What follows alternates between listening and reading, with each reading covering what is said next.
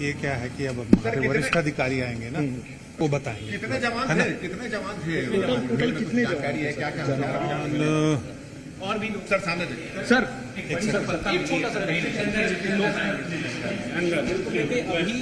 हाँ हाँ हाँ रामकृष्ण अरे रामकृष्ण कहाँ पे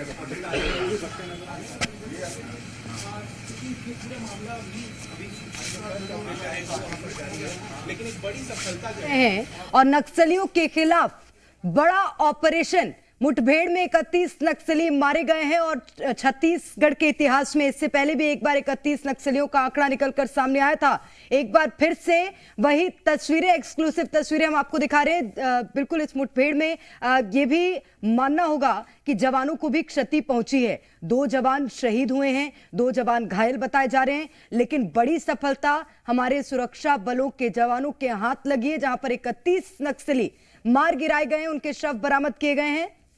और हमारे संवाददाता अलग अलग क्षेत्र से हमारे साथ जुड़े हुए हैं। राजेश निषाद भी हमारे साथ बने हुए। राजेश, अब आपकी ओर रुख करूंगी और अभी इस वक्त वहां पर क्या हलचल है, तस्वीरें दिखाइएगा। बिल्कुल, देखिए हलचल काफी तेज है और अभी चूंकि वरिष्ठ अफसर पुलिस के वो यहाँ पहुंचे हुए हैं और अंदर गए हैं, अस्पताल के अंदर गए हैं घायल जवानों का हालचाल जानने के लिए। लेकिन देखिए जिस तरह से ये पूरी तरह से मुठभेड़ हुई है और जवानों को हमारी बड़ी सफलता मिली है, वो कहीं ना कहीं ये माना जा रहा है कि ये एक इस साल की यानी साल 2025 की ये बड़ी सफलता है। क्योंकि इससे पहले चलपति को ढेर किया गया गरियाबंद में, उसके बाद यहां जिस तरह से मुठभेड़ हुई है और एक साथ 3100, यानी ये माना जा रहा है कि ये अब तक की सबसे बड़ी सफलता है। क्योंकि इससे पहले जब भी मुठभेड़ हुआ करते थे तो नक्सलियों के द्वारा जो मारे गए नक्सली होते थे उसे लेके कहीं ना कहीं भागने में वो कामयाब हो जाते थे। लेकिन इस बार जिस तरह से सफलता मिली है उस पे 31 डेड बॉडी हमारे सुरक्षा बल के जवानों ने बरामद कर लिया। और देखिए ये जो मुठभेड़ हुआ इसकी पूरी प्लानिंग यदि मैं बात करूं तो पूरी तरह से नक्सलियों को मकड़ जाल की तरह घेरा गया है। घेरने के बाद चूंकि बताया यह जा रहा है, जो जानकारी आई थी सुरक्षा बल के जवानों को कि बड़े पैमाने पे उस इलाके पे जिस जगह पे मुठभेड़ हुई है उस इलाके पे बड़े पैमाने पे माओवादी ठहरे हुए थे। और यह भी कहा जा रहा है, जिस तरह से डिप्टी सीएम विजय शर्मा का बयान आया है कि वो इलाका पूरी तरह से ऐशगाह का इलाका था, यानी वो पूरी तरह से उनकी अघोषित राजधानी थी नक्सलियों की। और वहां जब इनपुट मिला हमारे सुरक्षा बल के जवानों ने, वहां पर एक बड़ा प्रहार जवानों की ओर से नक्सलियों के खिलाफ किया गया है। बीजापुर से पवन दुर्गम भी हमारे साथ लगातार बने हुए हैं। पवन, आपकी ओर रुख करूंगी। ये वो तमाम ऐसे क्षेत्र जो कि नक्सल प्रभावित माने जाते थे और अब हर एक क्षेत्र से नक्सलवाद का खात्मा हो रहा है, नक्सलवाद का अंत हो रहा है। तस्वीरें दिखाएगा। जी देखिए, ये जो इलाका है यहाँ अब तक नक्सल मोर्चे पे उस तरीके से ऑपरेशंस नहीं हुए थे। यही वजह है कि इस तरफ अब नक्सलियों का जमावड़ा शुरू हो गया था। ये नेशनल पार्क का इलाका है, सेंड्रा का इलाका है, साथ ही साथ इसके साथ अबुझमाड़ का इलाका लगता है। तो उस तरफ उस अनुपात में जो ऑपरेशंस नहीं हुए जो बीजापुर और तेलंगाना सुकमा और दंतेवाड़ा के बॉर्डर में हुए। तो यही वजह है कि वो पनाहगाह समझा जा रहा था। वहां पे वो सुरक्षित अपने आप को माने जाते थे, क्योंकि वहां की जो भौगोलिक परिस्थिति है, नदियां हैं, पहाड़ियां हैं, घने जंगल हैं, वो ज्यादा सूट करता है नक्सलियों को, जहां पे वो आईडीज प्लांट कर सकते हैं, एक्सप्लोजिव प्लांट कर सकते हैं, स्पाइक होल बना के सुरक्षा बल के जवानों को नुकसान पहुंचाया जा सकता है। लेकिन इस पर अचूक प्रहार सुरक्षा बल के जवान कर रहे हैं। तो उसके पीछे सबसे बड़ी वजह है कि स्ट्रैटेजी जो तैयार की गई है, जो रणनीति नक्सलियों के खिलाफ लड़ने के लिए तैयार की गई, साथ ही साथ टेक्नोलॉजी का जिस तरीके इस्तेमाल किया जा रहा है, ड्रोन का इस्तेमाल किया जा रहा है और एग्जैक्ट लोकेशन निकाला जा रहा है कि कहाँ नक्सली है, कितने की संख्या में नक्सली हैं, कौन सा वेपन्स उनके पास है, उसके बाद पूरी एक रणनीति तैयार की जा रही है। इस मुठभेड़ में भी जहां पे हुई है, ये बड़े काकलेड़ और अन्नापुर के आसपास का जो जंगल है, भोपालपट्टनम और फरसेगढ़ के आसपास, वहां उस जंगल में ये पूरा मुठभेड़ हुआ है। पहाड़ी के पास ये मुठभेड़ हो रही है। तो तीन तरफ से जो सुरक्षा बल के जवान है, आपके पास अनूप अवस्थी हमारे साथ जगदलपुर से लगातार बने हुए हैं। अनूप, एक बड़ी मुठभेड़ देखने मिली और सबसे बड़ी बात यह है कि जवान रुके नहीं। इस वक्त आप कहां मौजूद है? पीछे की तस्वीरें दिखाइएगा।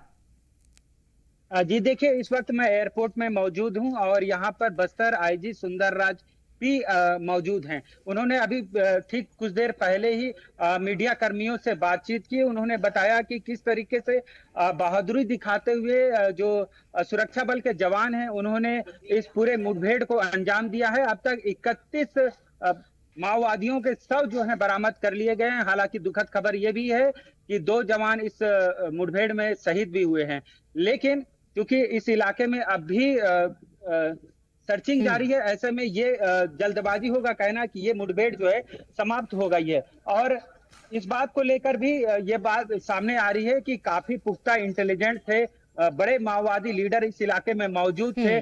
उसके बाद इन सारे तथ्यों की जानकारी के बाद ही बड़ा ऑपरेशन इस इलाके में लॉन्च किया गया और बड़ी कामयाबी इसलिए भी कि साल 2024 में मुझे एक और अपडेट दीजिएगा अनूप, जो 2 घायल जवान हैं उनकी क्या स्थिति है, और जो 2 जवान शहीद हुए हैं उन्हें कब तक उनके पैतृक गांव या अपने पैतृक क्षेत्र पहुंचाया जाएगा? जी देखिए, जो जवान घायल हैं उनको फिलहाल रायपुर ठीक है, मैं लौट रही हूँ अनूप आपके पास। इस वक्त हमारे साथ छत्तीसगढ़ के deputy CM Vijay Sharma ji phone line पर जुड़ गए। बहुत स्वागत करती हूँ विजय शर्मा जी आपका जी मध्य प्रदेश छत्तीसगढ़ में। विजय जी सुन पा रहे हैं मुझे? बहुत आभार आपका, धन्यवाद जी। सर, आप क्योंकि राज्य के गृह मंत्री भी हैं और ये पूरी जिम्मेदारी आपकी है, और उस जिम्मेदारी को अब क्या समझ रहे हैं आप कि आप और आपकी टीम किस तरह से निभा रही है छत्तीसगढ़ में?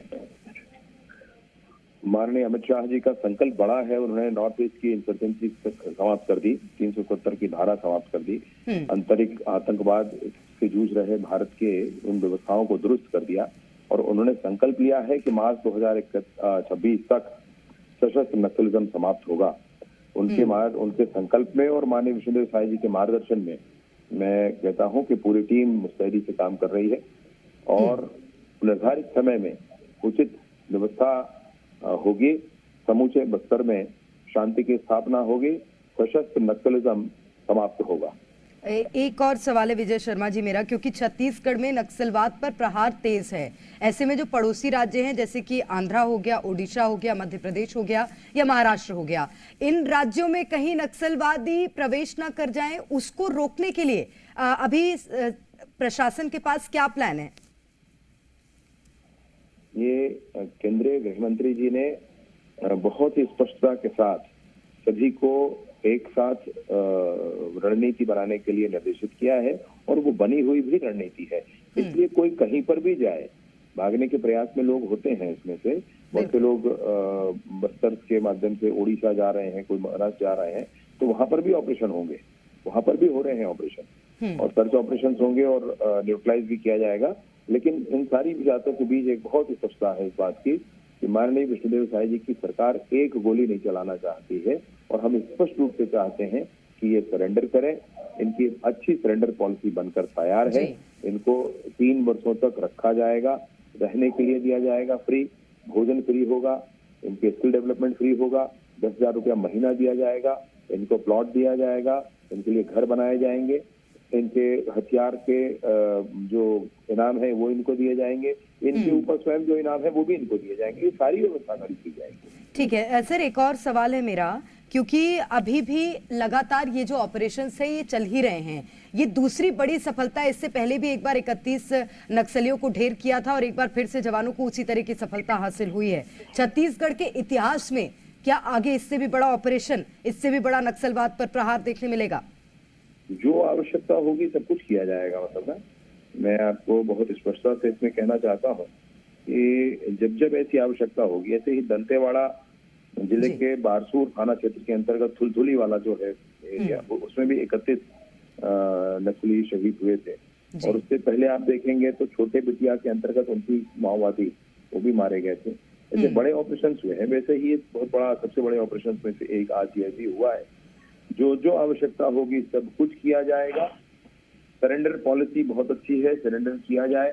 बस्तर के गांव के विकास के मार्ग पर IED बिछाकर रखा है इन लोगों ने, और इसलिए बस्तर के गांव का विकास नहीं हो पाता है। लेकिन बस्तर के गांव में भी स्कूल, अस्पताल, आंगनबाड़ी, बिजली, पानी, सड़क, मोबाइल के टावर पहुंचे हैं। ये सरकार, माननीय मोदी जी की सरकार और विष्णुदेव जी की सरकार की प्रतिबद्धता है। ठीक है, बहुत शुक्रिया विजय शर्मा जी हमारे साथ जुड़ने के लिए, तमाम बातचीत के लिए। तो नक्सलियों के खिलाफ ये बड़ा ऑपरेशन एक बार फिर से देखने मिला है। मुठभेड़ में 31 नक्सली मारे गए हैं, कई शव बरामद कर लिए गए हैं। हालांकि 2 जवान जरूर इस मुठभेड़ में शहीद हुए हैं, वहीं 2 जवान घायल भी बताए जा रहे हैं। आईजीपी सुंदरराज ने इस मुठभेड़ की पुष्टि की है। रायपुर से राजेश निषाद हमारे संवाददाता हमारे साथ लगातार बने हुए हैं। राजेश, रायपुर से किस तरह से संपर्क साधा जा रहा है कि जो 2 जवान घायल हुए हैं उन्हें बेहतर स्वास्थ्य सुविधाएं मिल सकें, और आगे जानकारी दीजिएगा। बिल्कुल, देखिए ये तस्वीर कैमरा पर्सन सुनील दिखा रहे हैं। तमाम वरिष्ठ अफसर मौजूद हैं। डीआरजी के जवान चूंकि जो घायल हैं उनको यहाँ लाया गया है, और तमाम चीजें जो आगे की जो प्रक्रियाएं हैं वो इस वक्त पूरी की जा रही है। और देखिए हर संपर्क, हर संभव मदद की बात इस वक्त कही जा रही है, चूंकि शासन प्रशासन स्तर पे भी लगातार अस्पताल के लाइन पे हैं लोग, फोन पे बातचीत हो रही है ताकि जवानों को बेहतर उपचार मिल सके। लेकिन देखिए एक बड़ी जानकारी जी मीडिया अपने तमाम दर्शकों से साझा कर रहे हैं।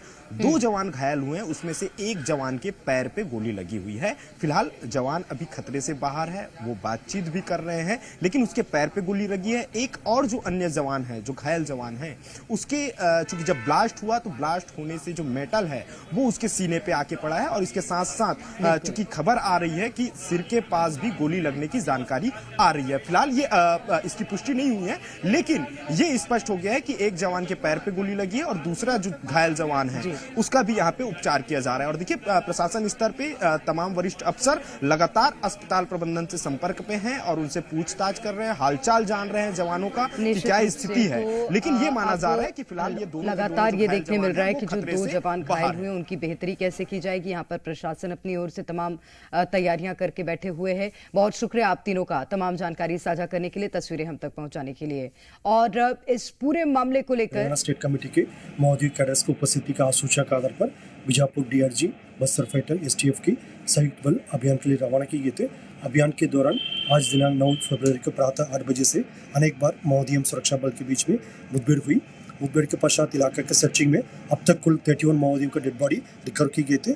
सभी महोदयों का शिनाख्ती की कार्रवाई की जा रही है। इस मुठभेड़ में हमारा 2 जवान घायल हुआ। दोनों घायल जवान का इवैक्यूएशन इंडियन एयरफोर्स के हेलीकॉप्टर के माध्यम से रायपुर में की गई। उन दोनों जवान की स्थिति अभी खतरे से बाहर, यह इलाज जारी है। और इस मुठभेड़ में हमारा एक डीआरजी का जवान, एक एसटीएफ का जवान का शहादत होगी।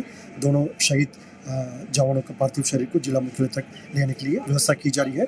अभी आसपास इलाका में सर्चिंग अभियान रीइंफोर्समेंट टीम्स के माध्यम से की जा रही है। सर्चिंग के उपरांत हम और विस्तार से जानकारी देने की स्थिति में रहेगा। और इस मुठभेड़ में कुल 31 बॉडी रिकॉर्ड करने के साथ साथ वर्ष 2025 में अब तक टोटल 65 डेड बॉडीज माओवादियों का रिकवर की गई थी अलग अलग मुठभेड़ के पश्चात। Thank you sir. तो ये सुन रहे थे आप आईजीपी सुंदरराज को, जिन्होंने बताया कि किस तरह से बड़ी सफलता जवानों के हाथ इस ऑपरेशन के माध्यम से लगी है।